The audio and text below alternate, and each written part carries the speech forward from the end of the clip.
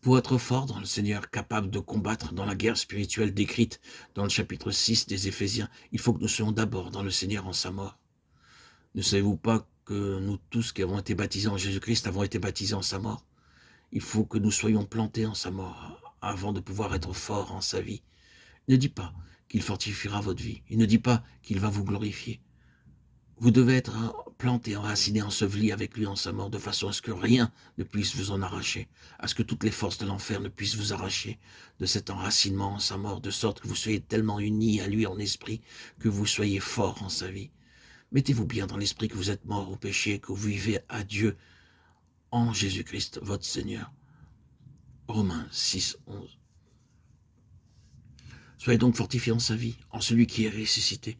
Telle est la position qu'il faut pour votre esprit, non pour votre âme, non pour votre corps. Celui qui est uni au Seigneur est un même esprit avec lui. 1 Corinthiens 6, 17. Non pas un mélange d'âme et d'esprit, mais l'âme ayant été répandue en oblation en sa mort. Quand nous avons été plantés en cette mort, l'esprit est libéré et uni à lui, qui est le conquérant et le vainqueur, assis au-dessus de toute principauté et de toute puissance dans les lieux célestes. Et par sa force toute puissante. Être fort dans le Seigneur signifie être fort de sa force toute puissante.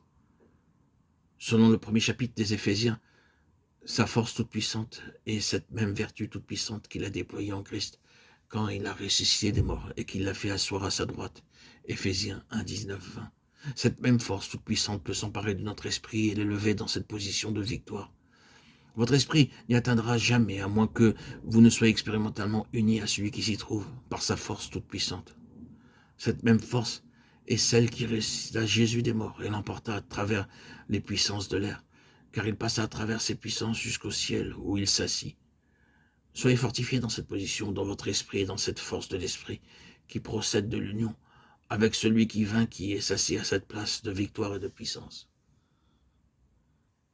Nous sommes si occupés de nos corps, nous désirons tant être fortifiés corporellement, mais si nos esprits sont forts, nos corps le deviendront aussi.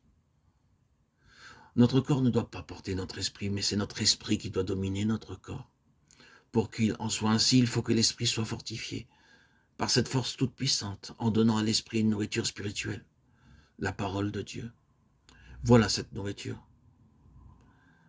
Ces paroles sont esprit et vie. Lorsque l'esprit est fort, il assimile la nourriture spirituelle de la Bible, et notre esprit est nourri.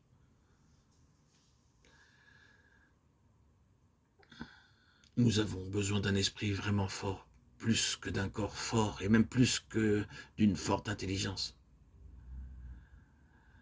Notre intelligence sera fortifiée si nous possédons un esprit qui la vivifie, car c'est dans cet esprit que le Saint-Esprit demeure. C'est le sanctuaire de Dieu. C'est l'endroit où Dieu demeure. Et il faut que la force de Dieu toute puissante entre dans notre esprit, jusqu'à ce qu'il soit fortifié dans le Seigneur, dans sa force toute puissante.